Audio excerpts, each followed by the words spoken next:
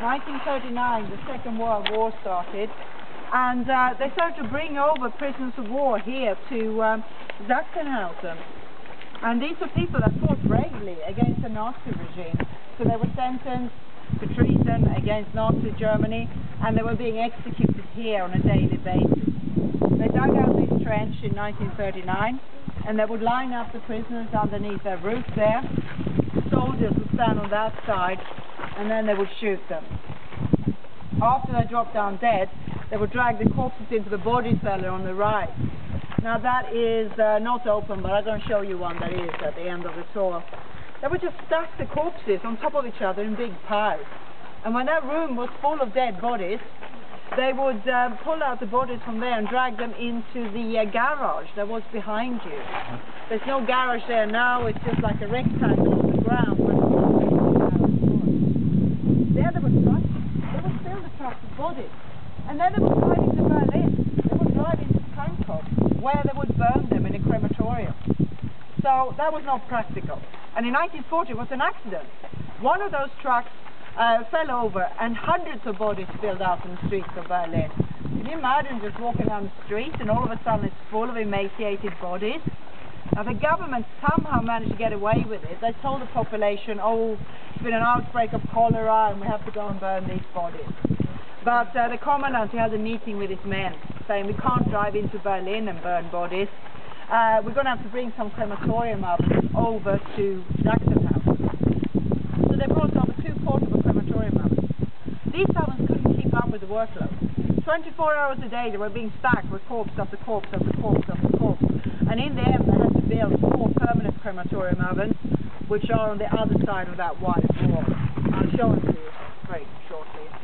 Now this way of killing was not very good either, because believe it or not, the soldiers, they got stressed out. Because they were looking at these people in the face. They were no longer just some aliens that were in the camp, you know, those skinny, emaciated creatures. These here were prisoners of war, they were soldiers. And they were well fed, and they could plead with them as well. And after the soldiers had shot 19 Luxembourgians, the guards were so stressed out, they had to send them to Italy for a 3-week holiday.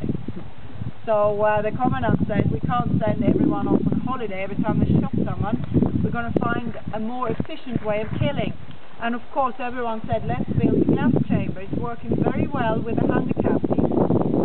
Now in 1939, the Nazi regime started to round up handicapped people and also people with mental problems. Some of them were used for medical experiments, but the rest of them were just exterminated. And that's how they came up with the idea of gas chambers. They used to drive around in trucks with handicapped kids, and they had a pipe leading in from the exhaust pipe into the truck, so the kids would be poisoned to death. That developed into big garages that they filled with Cyclone B gas. And Cyclone B is a pesticide, which turned out to be much more efficient than the fumes from a car, the carbon monoxide gas. Well, that later on led to the huge gas chambers in Poland, where most of the Nazis, where most of the Jews were killed. And it all started with the handicapped people. Well, the commandant here, he wasn't actually too keen on the gas chamber idea. He thought, okay, let's build a gas chamber, but I don't want to use it very much. We are not killing Jews. We are not killing handicapped people. We are killing prisoners of war. They need to go in a more honourable way. They're not pests that we're trying to exterminate. So he came up with another way of killing, something that he called a Genickschoss-Anlage. And the gas chamber, that was used for testing. So I'm now going to show you both. I'm going to show you the gas chamber and also the Genickschoss-Anlage, and I'll explain how that works.